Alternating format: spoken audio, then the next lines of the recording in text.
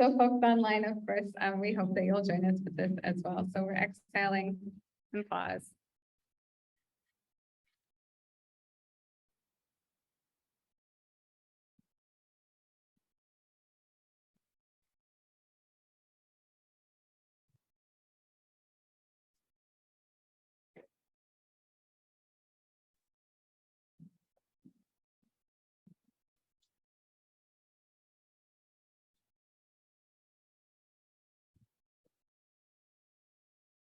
Thanks, everybody.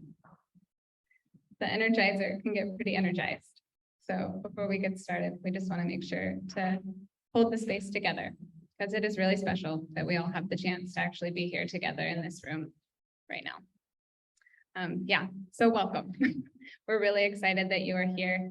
And you just had an opportunity, chaotic as it was, to reflect, get to know folks, and learn what your definition of energy was, and different people's around the room's energy was. And so now we're just going to transition into exploring what People Power's definition of energy is, because we have a lot of new community members in the space tonight, and so we want to just define that, and it's a fun thing to get started with.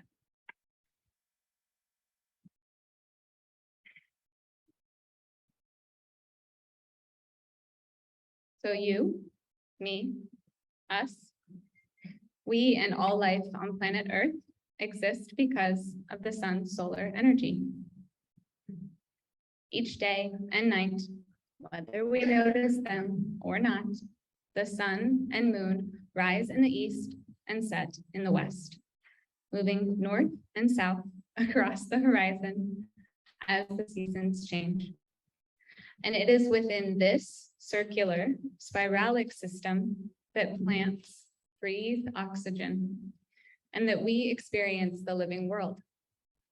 And when we recognize this ancient state of regenerative motion, we recognize that energy is a verb, alive, surrounding us, and within us, always. Never stagnant, always moving. Yet many of us today have forgotten how to be in relationship with the energy of the earth and our solar system. And this is because the dominant economy today exists in direct contradiction to this, instead advancing a linear narrative of extraction, industry, and infrastructure.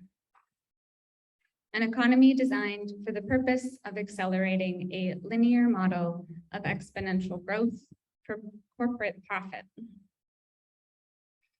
with the result of accelerating a linear projection of exponential growth of climate collapse.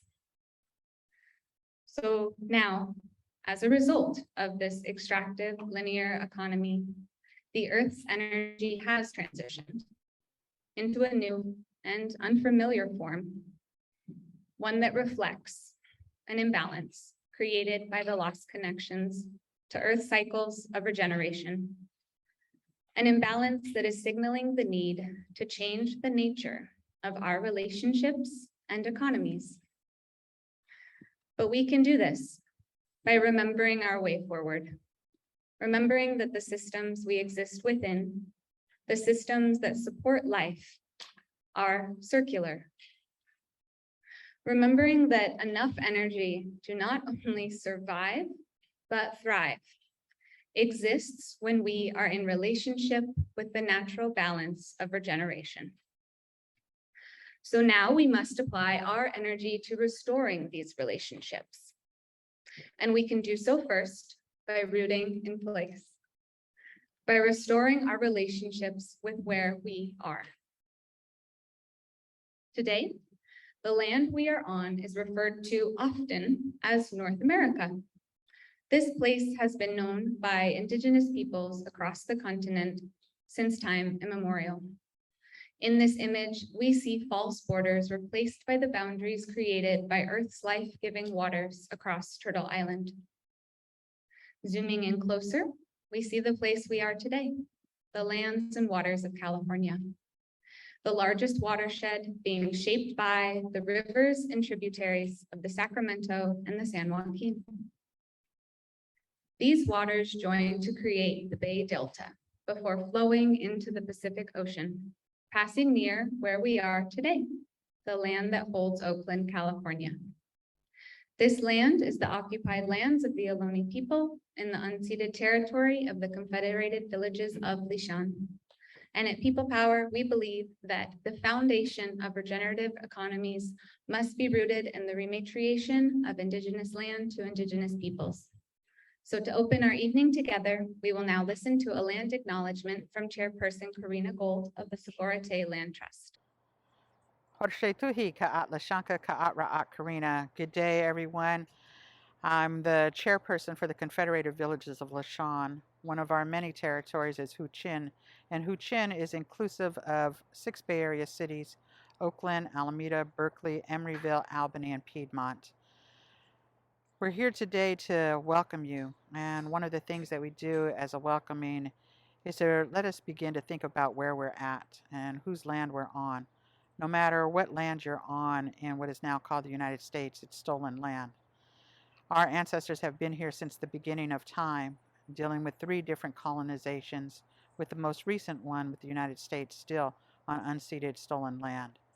Our ancestors have been here since the beginning of time.